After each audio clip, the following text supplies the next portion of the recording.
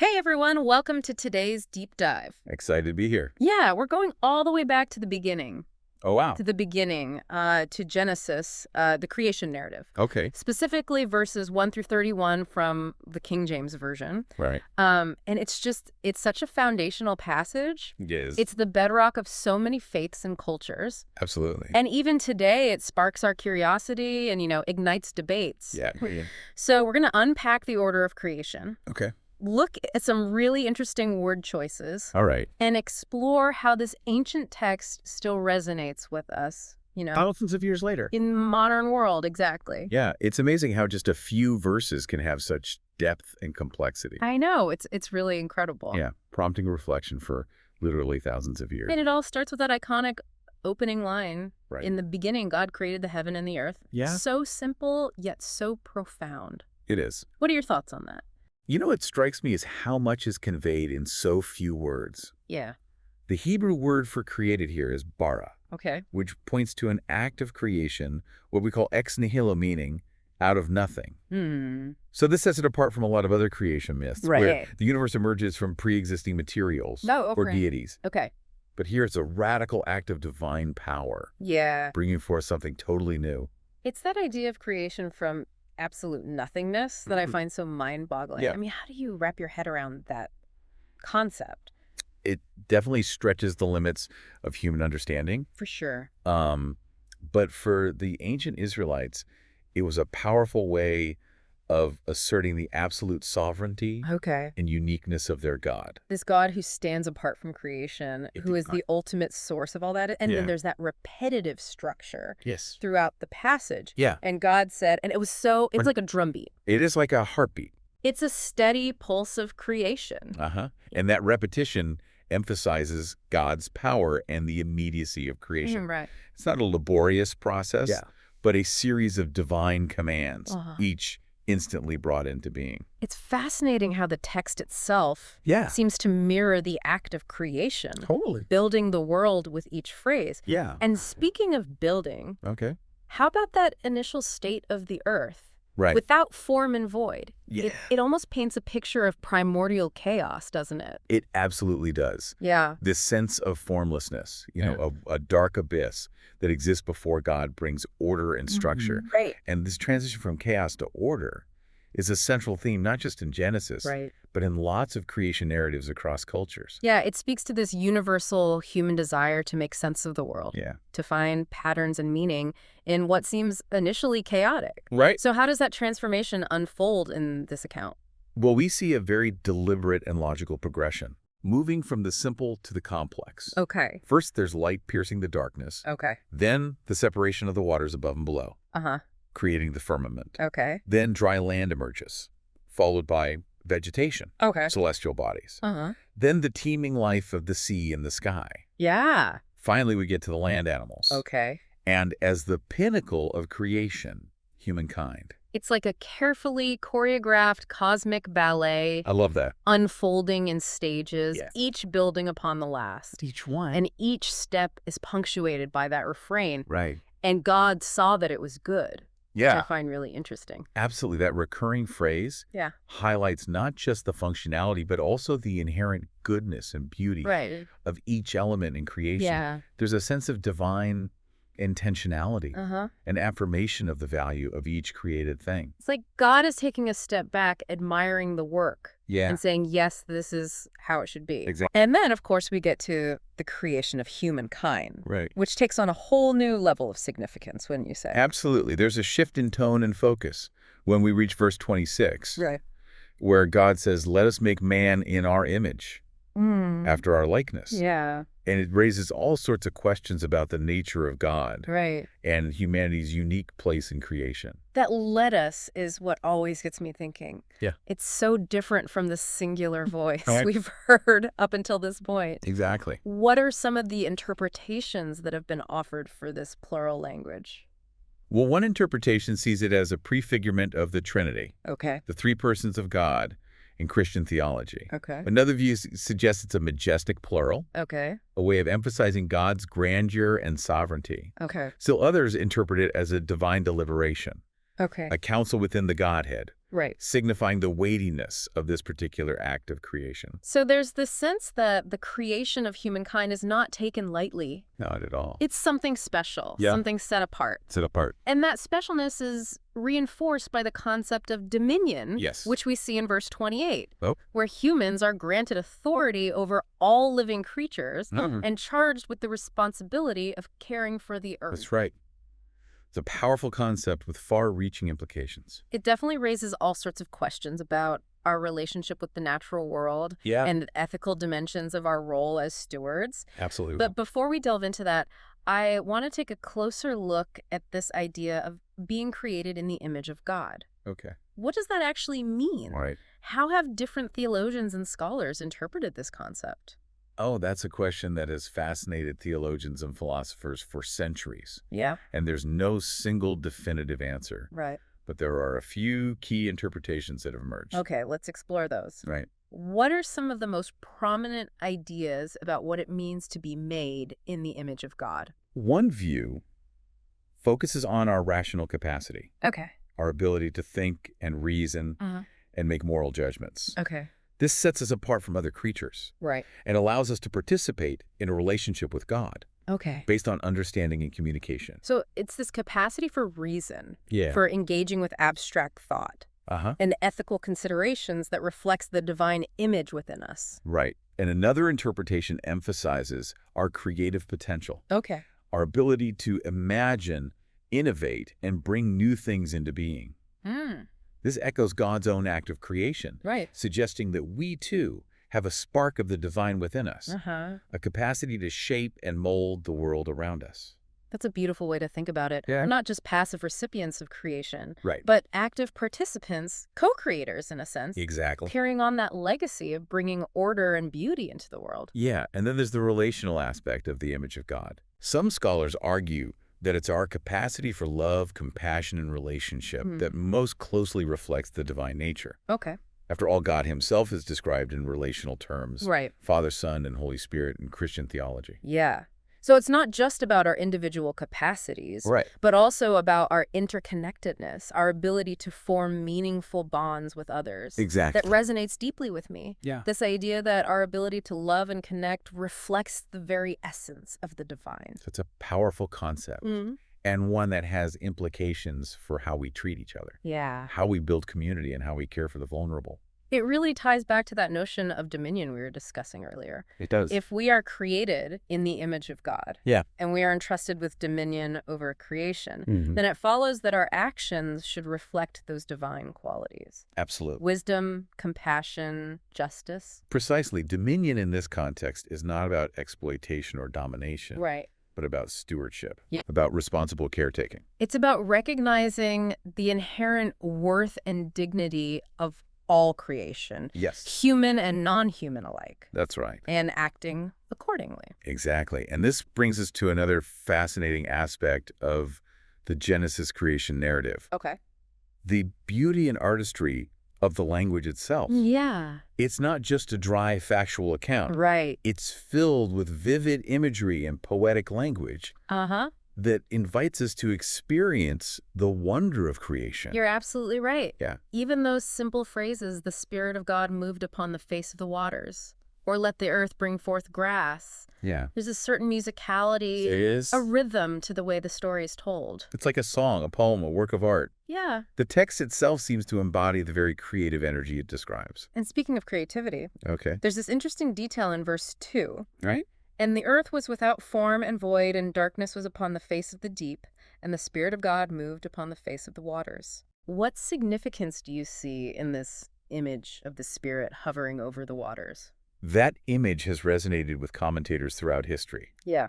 Some see it as a symbol of God's life-giving presence, bringing order and animation to the chaotic void. Okay. Others interpret it as a metaphor for the creative inspiration that flows from the divine, Right. the breath of God that brings forth new life and possibility. It's like a painter standing before a blank canvas, Yeah. ready to unleash their vision. Yeah. Or a composer bringing forth music from silence. Exactly. There's a sense of potential, of anticipation in that image. Yeah.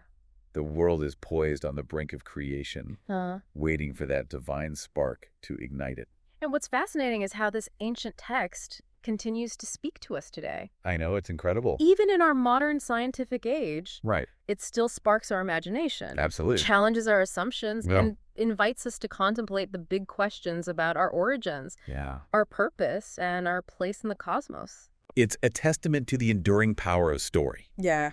Even though we now have a very different scientific understanding of how the universe came to be, the Genesis narrative still speaks to something deep within us, our yearning to make sense of the world and our place in it. It taps into that primal human need Yeah. to understand where we came from, Right. why we're here, and what it all means. It does. And in doing so, it connects us to a tradition that stretches back millennia Yes. to generations of people who have wrestled with those same fundamental questions. Absolutely. And while the specifics of the story might differ from our current scientific understanding, Yeah. the underlying themes, Right. the emergence of order from chaos, the creative power of the divine, Yeah. the unique role of humanity, Right. these resonate across cultures and time periods. It's like we're all part of this grand cosmic narrative. Love that. A story that began long ago and continues to unfold all around us. And in a way, each of us is tasked with writing our own chapter, That's a good way to put it. contributing to the ongoing creation of the world. We're not just passive observers of this story. Right. We are active participants. Yeah. Shaping the world through our choices, our actions, and our creative endeavors. And perhaps most importantly, we're called to do so in a way that reflects the image of God within us, Absolutely. with wisdom, compassion, and a deep reverence for the intricate web of life that sustains us. That's a powerful challenge. Yeah. And one that I think lies at the heart of the Genesis creation narrative. Yeah. It's not just a story about what happened in the past. Right. It's a call to action, Uh-huh. an invitation to live in a way that honors the goodness of creation Right. and contributes to the flourishing of all beings. Speaking of action, I'd like to circle back to the seventh day, Okay. the day of rest, which follows immediately after the 6 days of creation. Right. Even though it falls outside the specific verses we're looking at today, it's such an integral part of the story, wouldn't you say? Absolutely. Yeah. The Sabbath, as it's known in the Jewish tradition, Yeah. is not just an afterthought. Right. It's a culmination of the creation week, Oh. a time for God to pause, reflect, and delight in the work that has been done. And it sets a precedent for us, doesn't it? It does. It establishes a rhythm of work and rest, of creation and contemplation Yes. that is essential to human flourishing. Precisely in a culture that often glorifies busyness and productivity, Yeah. the concept of Sabbath offers a powerful counter-narrative. It's a reminder that rest is not a luxury, Right. but a necessity. Yeah. It's a time to step back from the demands of daily life, Uh-huh. to reconnect with ourselves, with our loved ones, Yeah. and with the source of our being. It's about recognizing our limits. Honoring the rhythms of nature and allowing ourselves to simply be rather than always striving to do. And in that space of rest, Yeah. in that stillness, we often find clarity, inspiration, and renewal. We return to our work and our relationships Yeah. with a renewed sense of purpose and energy. So as we wrap up this part of our deep dive, I want to leave our listeners with a question to ponder. Right. If the Sabbath is a time for reflection and renewal, Yeah. what are some of the ways we can incorporate this ancient practice into our modern lives?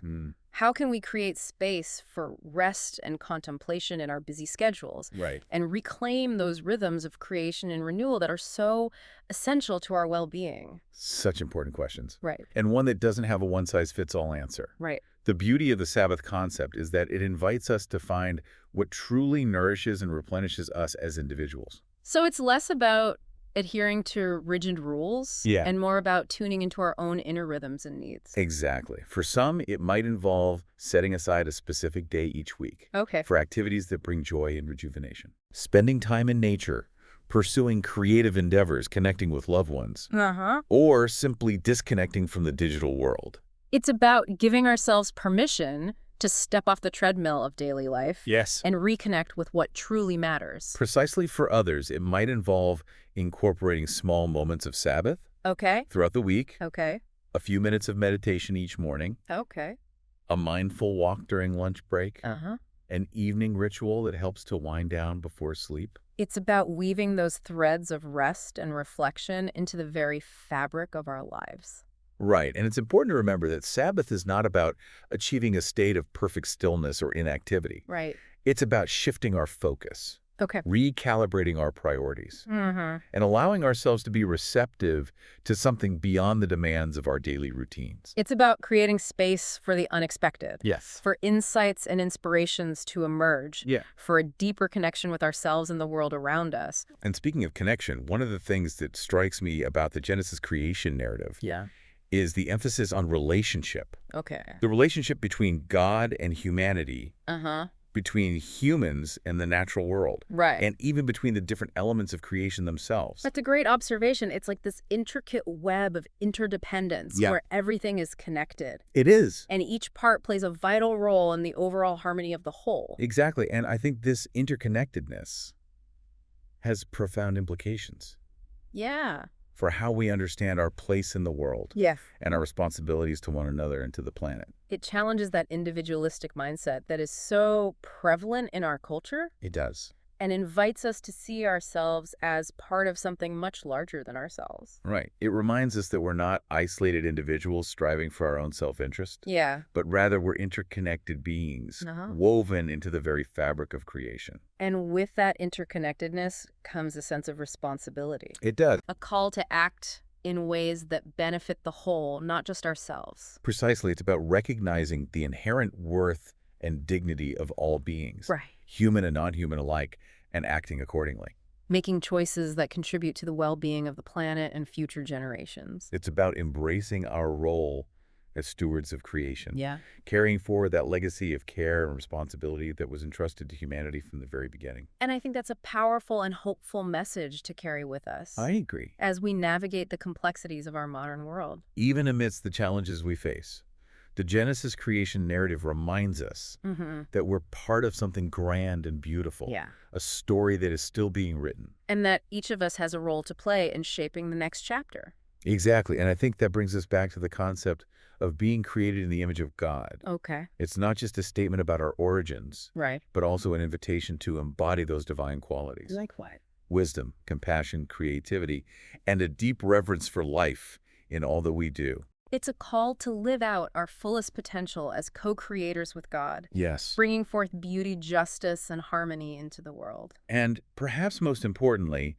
it's a reminder that we're not alone in this endeavor. We had each other. Right. We have the wisdom of the ancient texts. Yeah. And we have the creative spirit that animates all of creation, guiding and inspiring us along the way. It's a reminder that even amidst the chaos and uncertainty of our times, Yeah. there is a deeper order, There is divine spark that connects us all. Yes, and that spark is within each of us, Yeah. waiting to be ignited and shared with the world. So as we conclude our deep dive into the Genesis creation narrative, I hope you'll carry these insights with you Yes. and allow them to inform your own journey of creation, connection, and renewal. It's been a fascinating exploration. It has. And I want to thank you for sharing your wisdom and insights with us today. Well, thank you for being here. Of course. And to our listeners, thank you for joining us on this deep dive. Yes, thank you. We hope you've enjoyed exploring the Genesis creation narrative with us, I hope so. and that you'll continue to ponder its timeless wisdom and enduring relevance in your own lives. Until next time, keep exploring, keep questioning, and keep diving deep. It's a reminder that even amidst the chaos and uncertainty of our times, there's a deeper order, a divine spark that connects us all. And that spark is within each of us, waiting to be ignited and shared with the world. So as we conclude our deep dive into the Genesis creation narrative, Yeah. I hope you'll carry these insights with you and allow them to inform your own journey of creation, connection, and renewal. It's been a fascinating exploration, It has. and I want to thank you for sharing your wisdom and insights with us today. Well, thank you for having me. And to our listeners, thank you for joining us on this deep dive into Genesis. We hope you've enjoyed exploring the creation narrative with us, and that you'll continue to ponder its timeless wisdom and enduring relevance in your own lives. Until next time, keep exploring, keep questioning, and keep diving deep.